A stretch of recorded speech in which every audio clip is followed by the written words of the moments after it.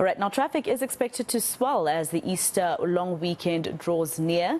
The Road Traffic Management Corporation and gospel group Joyous Celebration are collaborating to promote road safety. For more, I'm joined by the RTMC spokesperson, Zwane.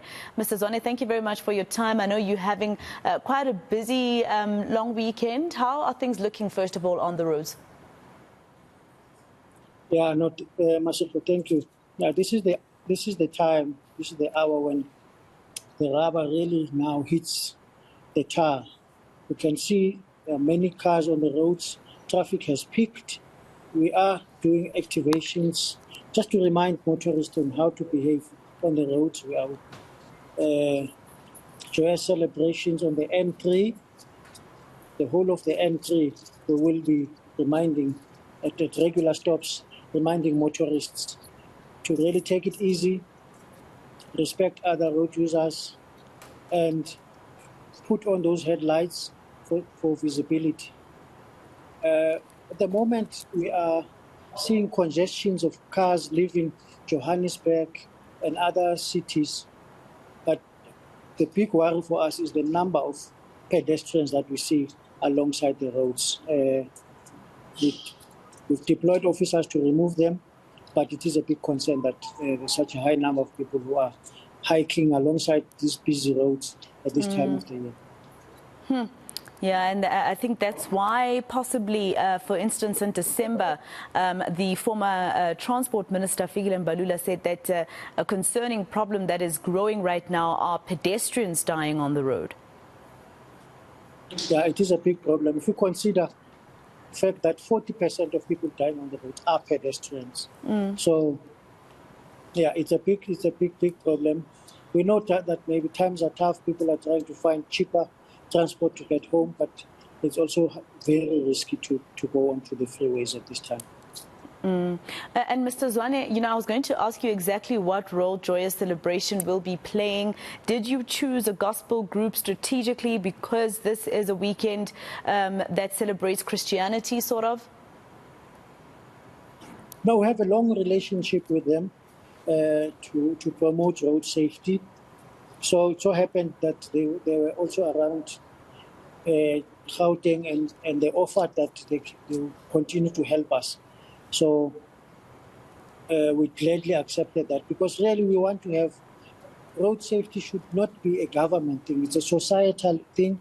If we have more voices from society speaking about road safety, raising awareness for society, it becomes better for all of us, for road users, for communities, becomes better. The message lands better if it's spoken from different angles.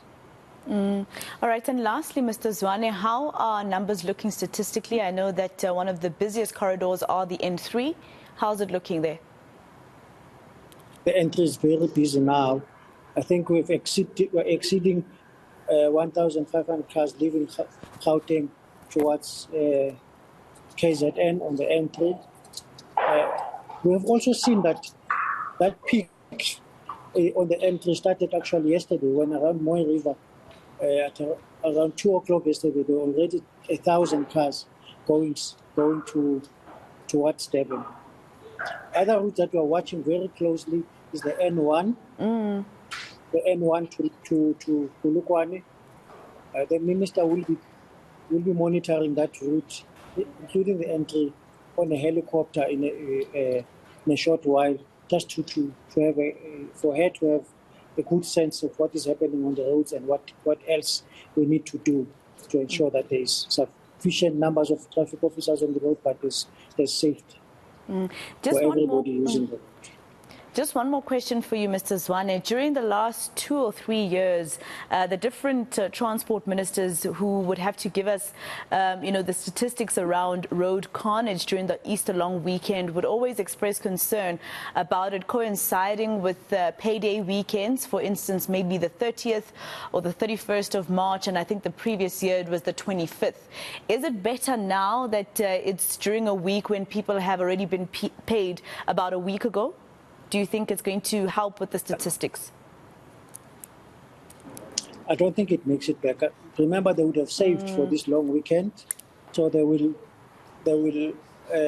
have planned that they'll buy alcohol, get onto the roads, and all of that.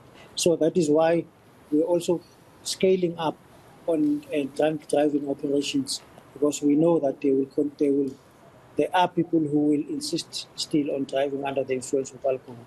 So we'll be stopping people along the road, testing them for alcohol and even other drugs that people use before they drive.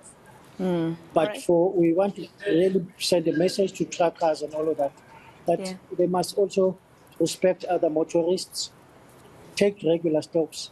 This thing of thinking that they will take energy drinks to remain sober is not assisting us, because fatigue does come in and they cause accidents when they're fatigued. They must take those regular stops. An energy drink is not a replacement for sufficient rest. Well, that is very true. Thank you very much for speaking to us, Simon Zwane. He's from the Road Traffic Management Corporation.